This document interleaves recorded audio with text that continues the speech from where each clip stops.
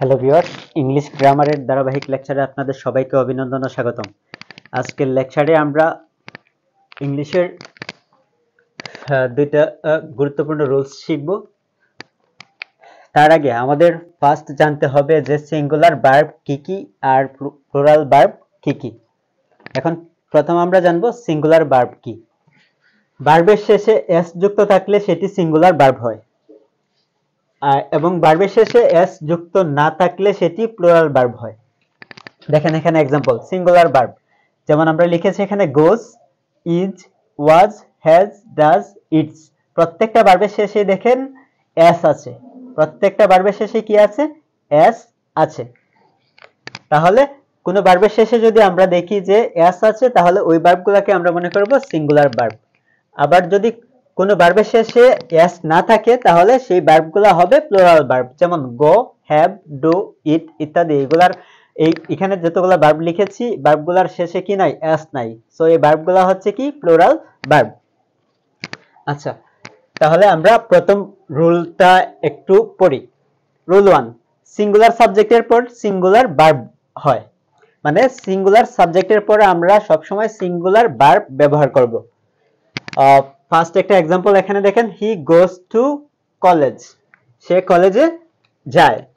এটা present indefinite tense. Present indefinite টেন্সের subject যদি থার্ড পারসন সিঙ্গুলার নাম্বার হয়, তাহলে ভার্বের শেষে এস বাই এস যোগ হয়। সাবজেক্ট হি, এটা হচ্ছে থার্ড পারসন সিঙ্গুলার নাম্বার, তাহলে ভার্বের শেষে এস বাই এস আছে এখানে। আচ্ছা, আমরা যদি সাবজেক্টটা সিঙ্গুলার বসাই, হি এটা সিঙ্গুলার সাবজেক্ট, সিঙ্গুলার সাবজেক্ট, তাহলে ভার্বটাও সিঙ্গুলার হবে, সিঙ্গুলার ভার্ব। আশা করি বুঝতে পেরেছেন এখানে। এখন আমরা ফার্স্ট एग्जांपलটা দেখি। এটা এসেছিল 26তম বিসিএস এ এবং 7ম প্রভাষক নিবন্ধন 2011 তে এসেছিল। আচ্ছা, এখানে কি লেখা আছে? The Arabian Nights, the Arabian Nights একটা উপন্যাসের নাম। এটা একটা কি? উপন্যাসের নাম, মানে একটি আরব্য উপন্যাসের নাম। Dash still a great favourite, এখনো মহান প্রিয়। আচ্ছা, এখানে দ্য অ্যারাবিয়ান নাইটস এটা হচ্ছে একটা সিঙ্গুলার সাবজেক্ট। এটা কি? এটা একটা সিঙ্গুলার সাবজেক্ট। এটা কি? Singular subject, subject, singular subject. তাহলে ভার্বটা অবশ্যই সিঙ্গুলার হবে। দেখেন কোন ভার্বের শেষে এস আছে? হ্যাজ। হ্যাজ হলে হবে না, এখানে হ্যাজ হলে টেন্স চেঞ্জ হয়ে যাবে। এটা প্রেজেন্ট ইনডিফিনিট টেন্স, এজন্য এখানে ইজ হবে। The Arabian Nights is still a great favourite, right answer হবে ইজ। মানে অ্যারাবিয়ান রাত এখনো একটি মহান জনপ্রিয়। আমরা কি করব? সিঙ্গুলার সাবজেক্টের পরে সিঙ্গুলার ভার্ব বসাবো। তাহলে the Arabian Nights is still a great favourite. তারপরে एग्जांपलটা দেখেন, I dash the 9th letter of English alphabet. আমরা কি জানি? আই এর পরে অল টাইম এম বসে, আই এর পরে কি বসে? এম বসে। কিন্তু আই দ্বারা যখন আমি অর্থে ব্যবহৃত হয়, তখন আই এর পরে এম বসে। আর এখানে আইটা কি? আইটা হচ্ছে ইংরেজি বর্ণমালার নবম অক্ষর। সো আইটা এখন আর ফার্স্ট পারসন সিঙ্গুলার নাম্বার না, এই আইটা হচ্ছে এখন থার্ড পারসন সিঙ্গুলার নাম্বার। এজন্য থার্ড পারসন সিঙ্গুলার নাম্বারের পরে অল টাইম কি হয়? ইজ হয়। মানে এটা সিঙ্গুলার সাবজেক্ট হচ্ছে আই। আই হচ্ছে কি? সিঙ্গুলার সাবজেক্ট, মানে third person singular subject, third person singular number. এরপরে কি বসবে এখানে? ইজ। মানে এই ইজ যদি আমরা এখানে বসাই, তাহলে এটা হবে সিঙ্গুলার ভার্ব। তাহলে I is the 9th letter of English alphabet. এটা এসেছিল রাজশাহী বিশ্ববিদ্যালয়ে 9-10 সেশনে, মানে 2009-10 সেশনে ছিল। তারপরেরটা দেখি, এটা এসেছিল ঢাকা ইউনিভার্সিটি এ সেকশনে এসেছিল, মানে এ গ্রুপে এ বিভাগ, ক বিভাগ না, সরি, ক ইউনিট, এ ইউনিট যেটা আর কি। এটা এসেছিল 2003-2004 এ। This book belongs to my uncle.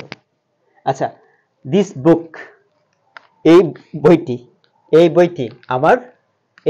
আমার মামার বা চাচার, এই বইটি আমার মামার বা চাচার। এখানে দিস এটা হচ্ছে সিঙ্গুলার, এটা হচ্ছে কি এই দিসটা হচ্ছে সিঙ্গুলার, দিস বুক এটা এই বইটি, দিস এটা সিঙ্গুলারতে ব্যবহৃত হয়, সিঙ্গুলার সাবজেক্ট হলে এখানে সিঙ্গুলার ভার্ব বসাতে হবে। দেখেন তো কোন ভার্বের শেষে এস আছে, বিলগিং এটাতে নাই, এটাতে বিলংস আছে এস, সো এটা বসে যাবে, আর কোনটার পরেই নাই। আর এখানে তো ওইটা বসালে প্রেজেন্ট কন্টিনিউয়াস টেন্সে চলে যায়, এটা কিন্তু present indefinite tense. This book belongs to my uncle, এই বইটি আমার মামার জন্য, বিলংস জন্য অর্থে ব্যবহৃত হয়। আশা করি এই পর্যন্ত সবার ক্লিয়ার। তাহলে এটা রাইট অ্যান্সার হবে কোনটা, বিলংস। তারপরে রুলসটা দেখেন, এইভাবে এই রুলস গুলো হতে কিন্তু জব পরীক্ষায় অসংখ্য এক্সাম্পল এসেছে। আমি জাস্ট সহজে বোঝার জন্য কয়েকটা এক্সাম্পল দিয়ে রাখছি, আর বাকিগুলো আপনারা নিজেই করতে পারবেন যদি এই ক্লাসটা মনোযোগ সহকারে বুঝেন। আচ্ছা, তারপরে রুলে দেখেন, প্লুরাল সাবজেক্টের পর প্লুরাল ভার্ব হয়, আর আগেরটা কি ছিল, সিঙ্গুলার সাবজেক্টের পর অল টাইম সিঙ্গুলার ভার্ব হয়, আর এখন হচ্ছে প্লুরাল সাবজেক্টের পরে প্লুরাল ভার্ব হয়। দেখেন এখানে একটা এক্সাম্পল দেওয়া আছে, দে গো টু কলেজ, তারা স্কুলে যায়, দে তারা এটা হচ্ছে থার্ড পারসন প্লুরাল নাম্বার, তাহলে এটা হচ্ছে প্লুরাল সাবজেক্ট, পি এস লিখে রাখলাম। আচ্ছা, প্লুরাল সাবজেক্ট হলে ভার্বটাও প্লুরাল হবে, ভার্বটা কি হবে, প্লুরাল ভার্ব, পি বি দিয়ে দিলাম। আচ্ছা, এখন প্লুরাল সাবজেক্ট এর পরে কি বসাতে হয়, প্লুরাল ভার্ব বসাতে হয়। হ্যাঁ, একটা এক্সাম্পল দেখেন, এটা ছিল ঢাকা ইউনিভার্সিটি বি ইউনিটে 2006-07 সেশনে ছিল।